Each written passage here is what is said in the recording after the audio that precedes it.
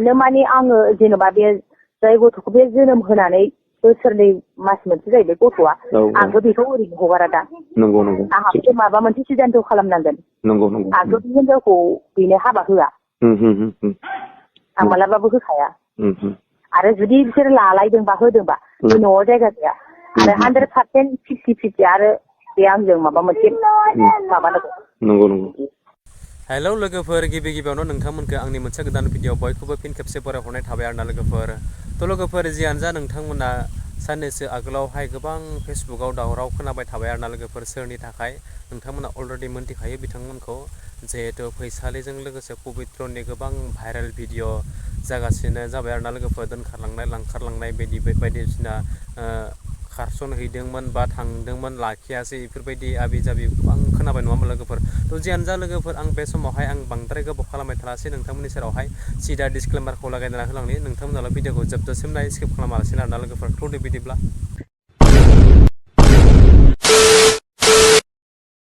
थ' लोगोफोर बे समावहाय नोंथांमोना खोनासंनो हागोन जे बिथांनि जिहेतु फैसालिजों लोगोसे पबित्र जेरैबायदि बिथांखौ लाना खारदोंमोन ना लोगोफोर बिथांमोननि जिहेतु पबित्रआ फैसालिजों माबायदि जाथायजों जानानै बोरै खालामनानै माबायदि खालामखो बिथांमोना दिनै सानैजों ज' दोङो ना गैया बेखौ लानानै दिनै जिहेतु पबित्रनि जिहेतु वाइफआ बिथांनि बिसियाहाय दिनै गावनि सासे आदाजों कल रायलायनायावहाय कल रेकर्डिंआव बिथाङा गासै बाथ्राखौनो बुंफोरथिनानै होदों आरोना लोगोफोर फोरमायथिनानै होदों थ' बिथांनि जिहेतु पबित्रनि जिहेतु वाइफ बा बिसिया मा रावखौ लानानै बिथांमोनखौ बुंफोरथिनानै होखो दिनै ससियेल मिडियानि दारै आरोना लोगोफोर बेखौसो आं दिनै नोंथांमोननि सेरावहाय खोनासंहोनो होननानै सानदों आरोना नैबे फिनसे भिडिअखौ लाबोदों आरोना लोगोफोर थ' जियानो जा नोंथांमोना गिबियावनो बिथांमोननि जिहेतु कल रेकर्डखौ पबित्रनि बिसियाहाय मा रावजों लानानै फोरमायथिदों बेखौ खोनासंलांबानो जाबाय आरोना लोगोफोर थ'दो बिदिब्ला नोंथांमोना खोनासंदो हेल' दा ओमफ्राय थारमाने पबित्रआ नोंनि हासबेन्डआनो जाहैबाय ना औ आंनिनो हासबेन्ड खै बोसोर जाखोमोन हाबा जानाया नोंसोरो खै बोसोर जाखोमोन हाबा जानाया जोङो माबा 2011आव ना औ 11आव ओमफ्राय बियो होजोंहाय थांनाया 2013आव थांदों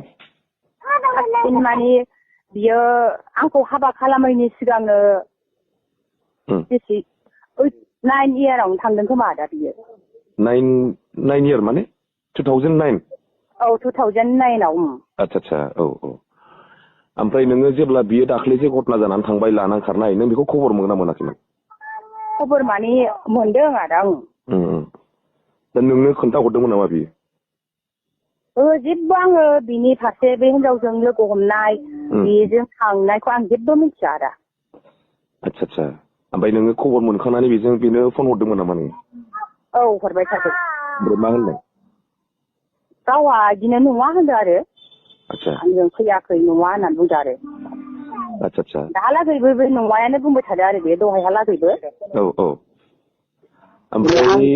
नङाबाथ' बियो खेबसे फेसबुकआव फैनानै बुंनांगौमोन ना बियो आं नङा होननानै बिदिनोथ' जोंबो दा दहाय गामिनि मानसियानो नङाबा बे फेसबुकआव मोनसे सिमान थांनांगौमोन होननानै बुंदों आरो दा खोथाया जाहैबाय जे बुस्थुआ फट'आ भाइरेल जादों बे फट'आथ' बेनोथार नोंनि हासबेन्डआनो आंनि हासबेन्डआनो जाहैबाय नामजों फटकजोंथ' मिलायखाबाय नामजों फट'जों माने गावसोर सानैजों लानाय फट'खौ नुखाबायना नोङो नुबाय आरो आं बेनो नोंनि हासबेन्ड ना दा बेनो जादों खोथाया दा नोंसोर ओरैनो मा स्टेप लानो नागिरदों जेनेबा आं गोसोखौ मोजां मोनाखै आरो जेनेबा बियो आंनि सिगाङाव जिबायदि खोथा बुंदोंमोन बेफोरो दा मिलायनाय बायदियानो जाहैबाय मिलायनाय बायदि माने मा बुस्थुआमोनलाय जेनेबा बे हिनजावा रेस्टुरेन्टफोर दङ नामा दंजोबो दङ रेस्टुरेन्टफोर दङ केन्टिनफोर सालायो जेनेबा आंनि मालिक आंनि हासबेन्डआथ' बेफोरबायदि बाथ्रा बुंनानैसो आंनि सिगाङाव खोन्थालांदों मारै होननानै जेनेबा बे हौवानि जेनेबा बेनि फिसायजों फैसालिनि हौवाजों बेयो रेस्टुरेन्टआव मावफागोन लोगोसेयैनो आं स्टाफआव थाफागोन होननानैसो बुंलांदों न'आव हाबनानै आंनि सिगाङाव फनावबो बुंदों आरो आच्छा थारमाने गाव होनदों आरो नोंना बोराया बिदि होनलांदों बे आंनि हासबेन्डआ आं स्टाफआव थाफागोन होननानै बुंदों आरो आतसा फैसालिजों फैसालिजों होनाखै हौवाजों होना बुंदों स्टाफआव होना बुंदों सासे लोगो फैसालिनि हासबेन्डजों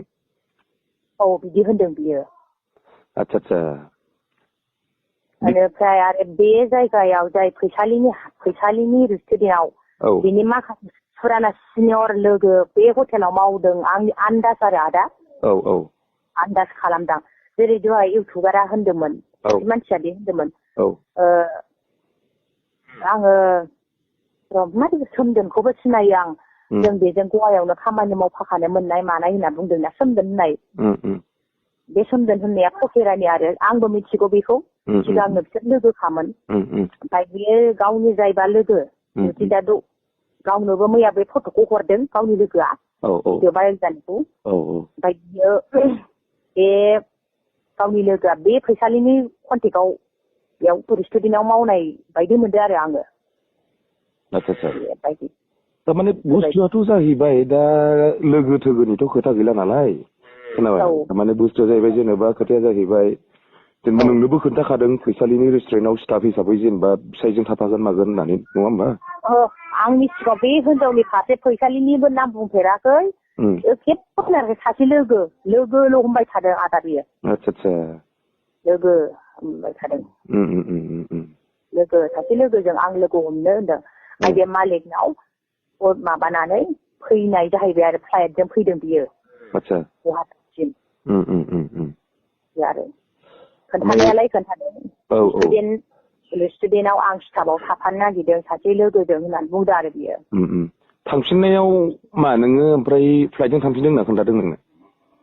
फ्लाइटजों थांदों होनदों आरो बियो आंनि सिगाङावथ' बिदि होनाखै फैसालिया गावसोर सानजोंनो थांदों थांनाया खिन्थु क'क्राझारनिफ्राय ट्रेनजों थांदों बेबायदिसो दा माथो अखानायैनो जेन'बा बियो बेयाव गुवाहाटियाव हर थाहैदों हर थानाय हराव आंनो फन खालामदों आदा 10ता बाजियाव थारमाने फनखौथ' हरखागोन थारमाने फन हरनाया जेनेबा माखासे बुस्थुखौ गावबो लाखोमानांगोन नालाय नोंजोंथ' मोजां देखायखानांगोन बे उफाय गैया फनखौथ' कन्टिनिउ दोनबाय थाखानांगोन नोंजों दा नों मोनसे सन्देह खालामफ्लांगोनबो जानो हागौ नोङो बेखायनो गाव नोंजों कन्टिनिउ लाखिबाय थादों फनखौ दा नोंखौ दा जेनेबा नों दा बुंहरनाय बेनो आरो जे माने क'क्राझाराव रेस्टुरेन्टआव जेनेबा गाव स्टाफ हिसाबै थाफाफैगोन मागोन होननाया बिदि होनलांदों आदा बे आंनि सिगाङाव आरो आं बेखौ सैथोखौ आं नोंजोंनो खोन्थाहरो बेनो आरो बाथ्राया दा हिनजावनाबो रेस्टुरेन्ट दंखायो नालाय दा बे ओमफ्राय जोंहाबोथ' न'खराव बुहुत मानसिया दा डिटेल्स माबाबाय थादों बिनि रेस्टुरेन्टखौ मिथिया माथो गसाइगावआवबो दंबावोना आदा बेहा थागोन बेनाथ' थागोन थानोबो हागौ खिन्थु क'क्राझाराव दङ गसाइगावआवबो दाब्बा ना मा दङ नै बेहा दा ओरैनोथ' जेनेबा खोथायाथ' नंगौ बादियानो जाहैबाय जेनेबा ओमफ्राय नों मा सानमारदों जेनेबा दा साननो माने आङो जेनेबा बे जाय गथ'खौ बे जोनोम होनानै बोसोरनै मास मोनसे जाहैबाय गथ'आ आंबो बेखौ ओरैनो हगारा दा नंगौ आंहाबो माबा मोनसे सिदान्थ' खालामनांगोन आंथ' बे हिनजावखौ बेनो हाबा होआ आं मालाबाबो होखाया आरो जुदि बिसोर लालायदोंबा होदोंबा बे न'आव जायगा गैया आरो 100% 50-50 आरो बे आंजों माबा मोनसे माबानांगौ थ' लोगोफोर बेनोमोन भिडिअ'आ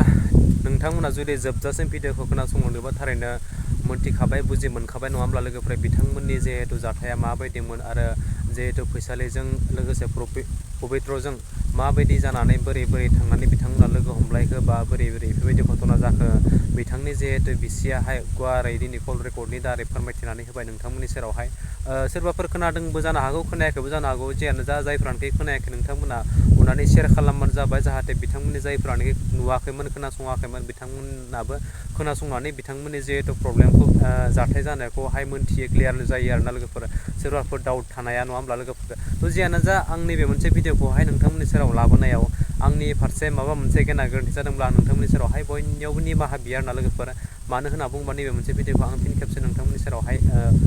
खालामफिननाय जाबाय गोबां मानसियानो होदोंमोनब्लाबो जेनेबा आं खनसे दिनै आपल'ड खालामफिननाय जाबाय आरोना लोगोफोर बेनि थाखाय आं नोंथांमोननि सेरावहाय निमाहा बियो जेन नैबे मोनसे भिडिअखौ आं नोंथांमोननि सेरावहाय शेयार खालामनायाव गोरोन्थि जुदि जादोंब्ला आरोना लोगोफोर थ' जियानो जा जोबनायाव आरो जुदि नोंथांमोना आंनि बे चेनेलावहाय गोदानब्ला आंनि चेनेलखौ नोंथांमोना साबस्क्राइब खालामदो लोगोसे लाइक कमेन्ट एन्ड शेयार खालामदो बेजोंनो बै खनायाव थानाय बेल आइकनखौ नोंथांमोना दाबायना होदो आरोना लोगोफोर जाहाथे बेफोरबायदिनो गोदान भिडिअ होयोब्ला नोंथांमोननियाव गिबियै आपडेट्स